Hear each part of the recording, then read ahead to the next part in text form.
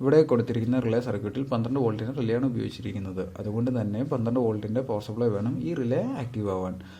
മറ്റു കോമ്പോണൻറ്റ്സ് എന്തൊക്കെയാണെന്ന് വെച്ചാൽ ഒരു ബട്ടൺ സ്വിച്ച്, ഒരു diode, 2 1K resistor and 2 LEDs. ഈ റിലേ എന്ന് പറയുമ്പോൾ അതിൻ്റെ അകത്തൊരു കോയിലും പിന്നെ 2 ഔട്ട്പുട്ട് ടെർമിനലാണ് ഉള്ളത്. ഈ ഡയഗ്രത്തിൽ 3 ആണ് ഈ റിലേയുടെ കോമൺ ഇൻപുട്ട് ടെർമിനൽ, പിന്നെ 4ഉം 5ഉം ആണ് റിലേയുടെ ഔട്ട്പുട്ട് ടെർമിനൽസ്. ഇനീഷ്യൽ സ്റ്റേറ്റിൽ എങ്ങനെയാണെന്ന് വെച്ചാൽ 3ഉം 4ഉം ക്ലോസ്ഡ് ആയിട്ടിരിക്കും. അപ്പോൾ LED 1 ഓൺ ആയിട്ടിരിക്കും.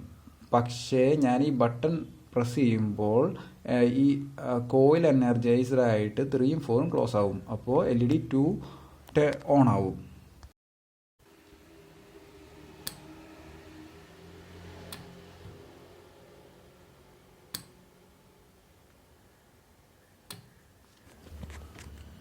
ഈ സർക്യൂട്ടിൽ ഒരു ഡയോഡ് റിവേഴ്സ് ബയസ്ഡ് ആയിട്ട് കണക്ട് ചെയ്തിട്ടുണ്ട്.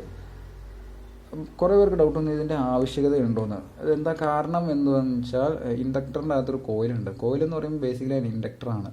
ഈ ഇൻഡക്ടർ എനർജി ഈ ബട്ടൺ പ്രസ് ചെയ്യുന്ന ടൈമിൽ ഈ കോയിൽ എനർജി സ്റ്റോർ ചെയ്യും. അപ്പോൾ ഈ ബട്ടൺ റിലീസ് ചെയ്യുന്ന ടൈമിൽ ഈ സ്റ്റോർ ചെയ്ത എനർജി സഡനായിട്ട് റിലീസ് ചെയ്യും. അപ്പോൾ ഈ ഔട്ട്പുട്ട് വോൾട്ടേജ് എന്ന് പറഞ്ഞാൽ ഈ ഇൻപുട്ട് വോൾട്ടേജിൻ്റെ 4 ഇരട്ടിയായിരിക്കും. അപ്പോൾ കോമ്പോണൻസ് ഒക്കെ ഈസി ആയിട്ട് ഡാമേജ് ആയിപ്പോകും. ഈ ഡയോഡ് എന്തുവാ ചെയ്യണമെന്ന് വെച്ചാൽ ഒരു ഷോർട്ട് സർക്യൂട്ട് അവിടെ ക്രിയേറ്റ് ചെയ്തിട്ട് ഈ റിലീസ് ചെയ്ത എനർജി മൊത്തം ഡിസിപ്പേറ്റ് ചെയ്ത് കളയും. അപ്പോൾ ഒരു റിലേൻ്റെ സർക്യൂട്ടിൽ ഡയോഡ് വെരി വെരി ഇമ്പോർട്ടൻ്റ് ആണ്.